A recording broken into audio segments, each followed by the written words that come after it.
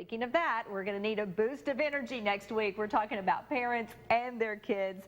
So we're going to talk about the right foods to eat. And Stephanie Allsbrook joins us today from Baptist Health. Good morning. Good morning. Good to have you. We're going to talk about the foods that do give you energy and those that really don't. That's right. But first, you said it's important to eat something. It is important to eat something that boosts your metabolism for the day and really helps get you going. So that's really the key point. But from there, trying to pick something healthy, something that's going to provide some nutrition instead of just empty calories. The right things to eat. Absolutely. And parents need it to be quick in the morning too. Yes, because you they don't have do. a lot of time. Absolutely. Okay, let's talk about some of the different food groups you brought us. Okay, and you said food groups, so it is important to try to hit all of your food groups, and a good grain is always a good whole grain cereal.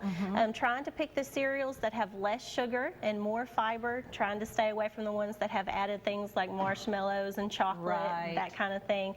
Choosing a low-fat milk, 1% or skim milk to go with that, adding a piece of fruit that's easy to grab. Some people even put cereal in Ziploc bags and take it with them in the car, so that's always a good idea. Okay, so whole grain cereals versus the sugary cereals. Absolutely. Number one, this will stick with you longer, right? It sure will. And give you that boost of energy. Okay, and then we're going to move on down.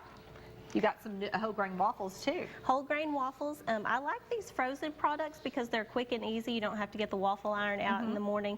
They're fast. You can add fruit to the top to get that food group in, or doing a sugar-free syrup to save a little bit on calories, decrease that sugar a little bit. Again, the whole grains will stay with you a little bit longer, a little bit more fiber from maybe a piece of fruit added with that, again, to hit all the food groups over something like a fast food griddle sandwich. Yeah, they even have the sandwiches that taste like maple syrup and sausage, so this is the better way to do it. Sure and again, is. get your whole grains. Absolutely. Okay, down here we've got our peanut butter toast. Yes. Versus the Pop-Tart. Versus the Pop-Tart, yes. These are very, very popular. They're quick, they're easy, but something that's just as easy as popping a piece of toast in the toaster, putting a little peanut butter on it for your protein.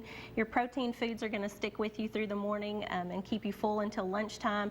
Again, adding a small piece of fruit to that. Another good option is a bagel. A lot of people go for those, but try to pick the ones that are whole grain, again, for energy, adding a little bit of protein maybe with a boiled egg or the something Pop-Tart like may work for a little while, but then they get hungry again. Yes, they do. It doesn't give them the good energy. That's And then quickly, the drinks.